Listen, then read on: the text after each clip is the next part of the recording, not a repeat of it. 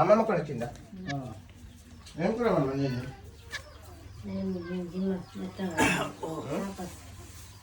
పచ్చి చేపలా?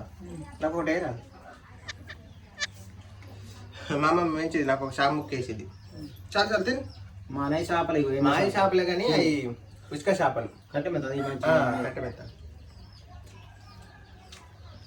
మా అమ్మమ్మ కూర సూపర్ చేసుకున్నది. సూపర్ అంటే పచ్చి చేపలు తీసుకునే పచ్చి చేపలు మరి మనకు కన్నా పడలేదు. మా బాగా తెచ్చింటారు కానీ మరి మనకు తెలియదు. నాకు తెలిసి నేను తీసుకున్నాను ఒక 50 రూపాయలు.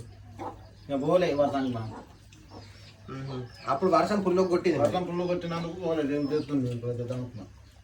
ఒత్తు కలుపుకొని చూడు మంచుకుంటుంది.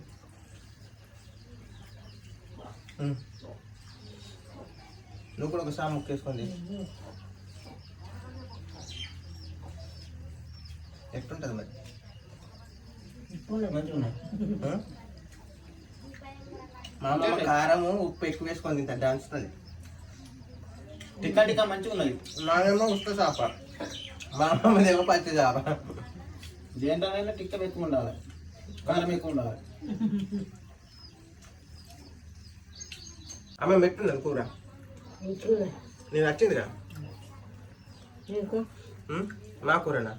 మా కూర నోట్లు అయితే మస్తు కమ్మ రుచి తగ్గుతాయి. గంగలక్ష్మి ఏం చేసింది నాకు?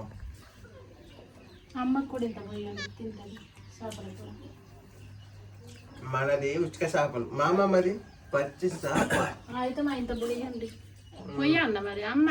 కాదే, మనమే అడుక్కోవాలి. పచ్చి చేప అంటే ఎంత రుచి ఉంటుందో అని. ఇది కాదు ఆడుకోవాలి కానీ మనది కూడా ఇంత పోయి తింటది. అవి ఉండాలి, ఇది ఎట్లా తింటది? పచ్చి చేపలు ఉండాలి, ఎండ చేపలు అదే కానీ మీకు 2 వేసింది కదా పచ్చి చేపలు. వేసింది ఆమెకి ఇంత పోతావది దానంత రుచి ఉండదు అంటానా. అంటే నువ్వు మాకు వేసినావు కదా ఒక ముక్క, అందుకనే ఆమంటాది. మరి మీకు వేసింది కదా వీళ్ళు పోయాలా అంటాను. మంచి పని చేస్తాను. గంగలక్ష్మి సూపర్ అండి కూర, సూపర్ అండి వేయాలా అద్దరిపోయింది. ఏ రోజైనా సూపర్ ఉంటుంది కూర. కూరలు మంచి కుదిరిస్తుంది. కుదురుతుంది. నాకు తినబుద్ధి అయ్యేది ఎందుకంటే ఆమె చేసే కూరలకి కమ్మగా ఉంటాయి.